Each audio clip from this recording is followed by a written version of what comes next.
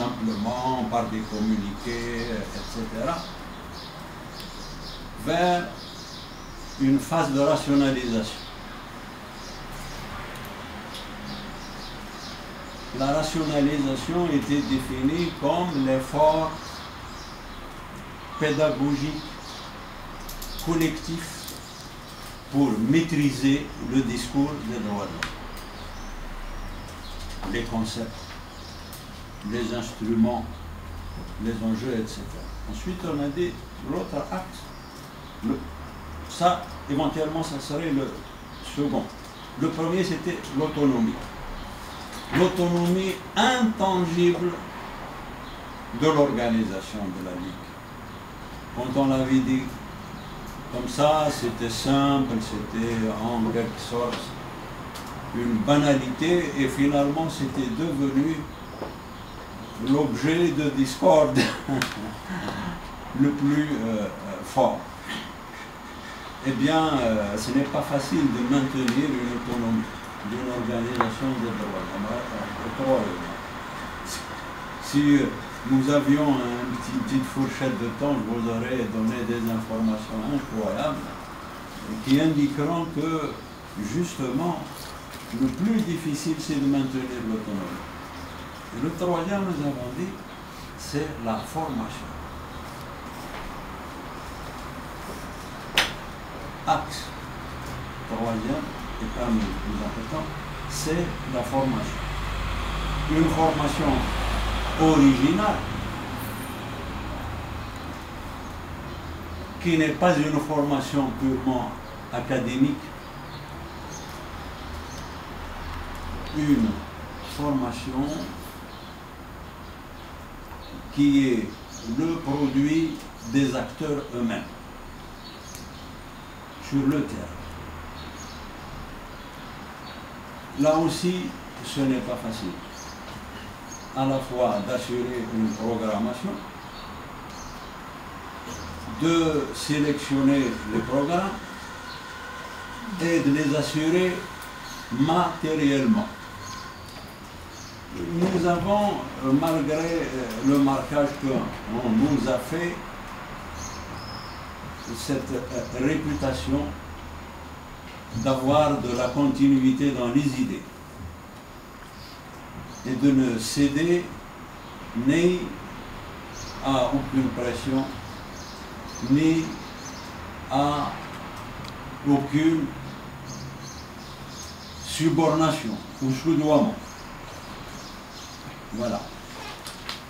Depuis 2006, nous exécutons une série de programmes avec des ONG extérieures que nous avons essentiellement centrés sur l'acculturation des droits de l'homme, comment acculturer les droits de l'homme en Algérie.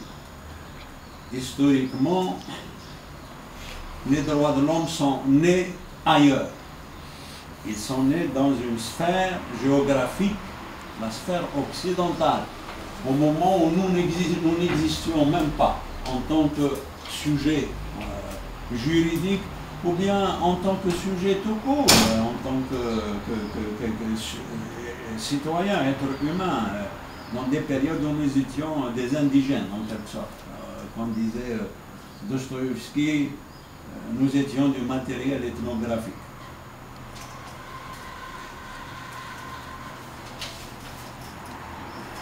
C'est pour cela que dans notre propre vision originale, algérienne, en tant que membre d'une société dite internationale ou d'une communauté internationale, nos amis juristes ici savent combien ces notions, ces concepts de société internationale, de communauté internationale, etc., de droit international et tout sont flexibles, ambigus, etc., où nous disions, nous étions marqués de par notre itinéraire historique, simplement, par notre intrépidité. Une intrépidité que nous tirons du combat historique qui était celui du peuple algérien, celui de nos aïeux, celui de nos aînés, le nôtre, et maintenant celui qui doit être celui des nouvelles générations, de l'après-indépendance.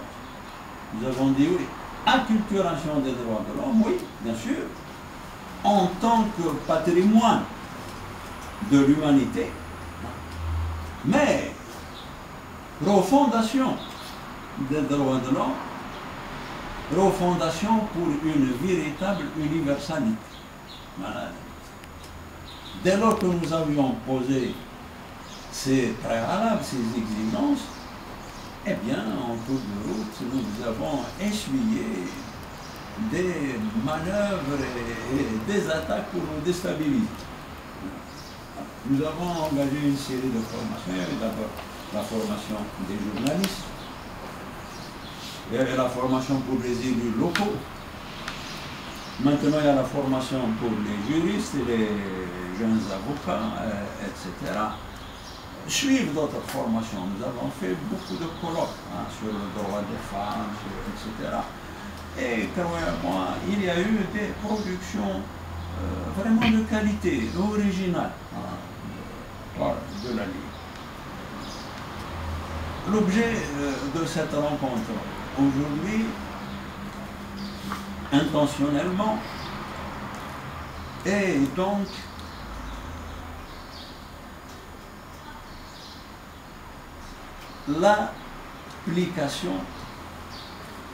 l'applicabilité du droit conventionnel international dans le droit interne. Nous avons volontairement choisi ce thème en raison d'un constat. Ce constat est le suivant. Les pays comme l'Algérie, et beaucoup d'autres encore, très souvent sur le plan formel, ont des corpus législatifs, réglementaires, etc., apparemment de standards internationaux, mais sur le plan interne, dans la pratique, il n'en est absolument rien. Or, dans des dispositions, par exemple, constitutionnelles algériennes, ou tout simplement dans le code civil algérien, il est dit que les conventions internationales, les lois internationales ratifiées par l'Algérie l'emportent sur les lois internes. En d'autres termes, quand l'Algérie ratifie, adhère à un texte international, conventionnel, eh bien, elle doit ajuster ses lois internes aux exigences du texte international, la convention internationale. Or, en tant que praticien du droit, je n'ai jamais constaté, observé dans notre pays qu'à un moment quelconque, un juriste algérien ou un juge est soulevé à l'appui de son argumentation, de sa revendication, de ses moyens, un texte quelconque d'origine internationale ratifié par l'Algérie. Dans la tête de nos juristes, de nos responsables, de nos avocats, ça n'existe pas. En d'autres termes, le droit international, s'il est intégré, il est formellement, il est simplement à usage, si vous voulez, de propagande extérieure. Voilà un peu pour quelle raison nous tenons-nous aujourd'hui, la Ligue, dans notre itinéraire qui est un peu court, à remettre ce thème en débat.